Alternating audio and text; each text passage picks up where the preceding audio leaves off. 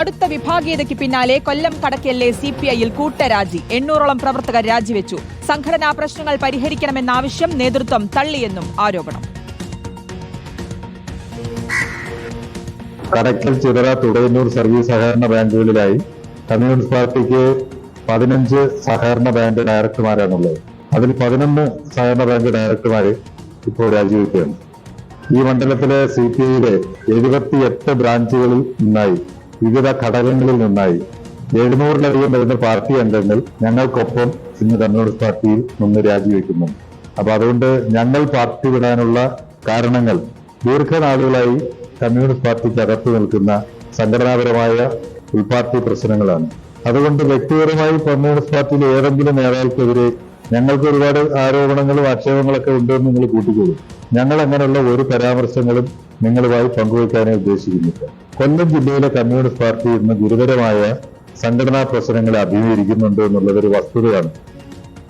കൂട്ടരാജിയുടെയും വിമത യോഗങ്ങളുടെയും വിവരങ്ങൾ തേടി സംസ്ഥാന നേതൃത്വം നാളെ അടിയന്തര ജില്ലാ കമ്മിറ്റി ചേർന്ന് പ്രശ്ന പരിഹാരത്തിന് ശ്രമിക്കും. ദിലീപ് ദേവസിയുടെ വിശദാംശങ്ങൾ നൽകാൻ. ദിലീപ്, സിപിഐക്ക് ഏറ്റവും വേരോട്ടമുള്ള ജില്ലയാണ് കൊല്ലം. ഇവിടെ ഉൾപാർട്ടി പ്രശ്നങ്ങൾ കൂടുതൽ രൂക്ഷമാകുന്നു എന്ന് തന്നെയാണോ മനസ്സിലാക്കുന്നത്? ഇതിപ്പോൾ ഈ പാർട്ടി വിട്ടവർ, കൂട്ടരാജി വെച്ചവർ എന്താണ് തീരുമാനം? ഇനിയുള്ള നീക്കം എന്താണെന്ന് അവർ പറയുന്നത്? മറ്റു വിവരങ്ങൾ എന്തൊക്കെയാണ്? ഈ നേതൃത്വം ഇടപെട്ടതിന് ശേഷം നാളെ യോഗം ചേർന്നടക്കമുള്ള കാര്യങ്ങൾ. സുധി, മുൻ CPI ജില്ലാ കമ്മിറ്റി അംഗമായ JC അനിലിൻ്റെ വാർത്താ സമ്മേളനത്തിൻ്റെ വാക്കുകളാണ് ഇപ്പോൾ കേട്ടിരിക്കുന്നത്. അതിൽ നിന്ന് 700ഓളം പ്രവർത്തകരാണ് ഇപ്പോൾ CPIയിൽ രാജിവെച്ചിരിക്കുന്നത്. കഴിഞ്ഞ ആഴ്ച കുണ്ടറയിൽ ഇതോടൊപ്പം തന്നെ വിഭാഗീയതയെ തുടർന്ന് 120ഓളം പ്രവർത്തകർ രാജിവെച്ചിരുന്നു. കഴിഞ്ഞ 3 ദിവസങ്ങൾക്ക് മുമ്പ് കടയ്ക്കലിൽ ഒരു വിമത യോഗം ചേരുകയും ചെയ്തിരുന്നു. അത് 70ഓളം അംഗങ്ങളായിരുന്നു അന്ന് ആ വിമത യോഗത്തിൽ പങ്കെടുത്ത്.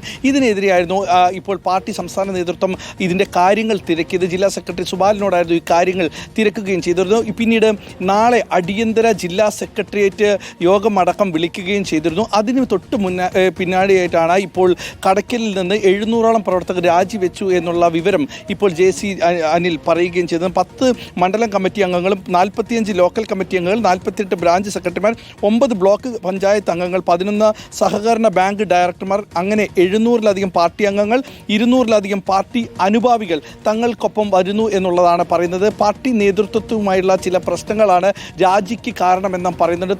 തൊടിയൂർ സർവീസ് സഹകരണ ബാങ്കുമായി ക്രമക്കേടുമായി ബന്ധപ്പെട്ടുള്ള ചെലുത്തിയതും അതോടൊപ്പം MN സ്മാരകം നിർമ്മിക്കുന്നതുമായി ബന്ധപ്പെട്ടുണ്ടായ ഒരു അഴിമതി കഥകളുമെല്ലാം വ്യാജമാണെന്നും ഇത് പലതവണ നേതൃത്വത്തെ അറിയിച്ചിട്ടും അതിൽ കൃത്യമായ നടപടി ഉണ്ടായിട്ടില്ല എന്നും ഇവർ ആരോപിക്കുന്നു. ഇവരെ കേൾക്കാൻ പാർട്ടി കൂട്ടാക്കിയില്ല, ആരോപണങ്ങൾക്കാണ് പാർട്ടി ചെവി കൊടുത്തതെന്നും പാർട്ടിയിലെ ഒരു വിഭാഗം ആളുകൾ പറയുന്നത് മാത്രം കേട്ടുകൊണ്ടുണ്ടായ ഒരു പ്രശ്നങ്ങൾ അത് വലിയ തോതിൽ ജില്ലയിൽ തന്നെ ഇപ്പോൾ CPI, നേരത്തെ ശ്രുതി പറഞ്ഞതുപോലെ തന്നെ CPIക്ക് ഏറ്റവും കൂടുതൽ വേരോട്ടമുള്ള ഒരു ജില്ല കൂടിയാണ് CPI.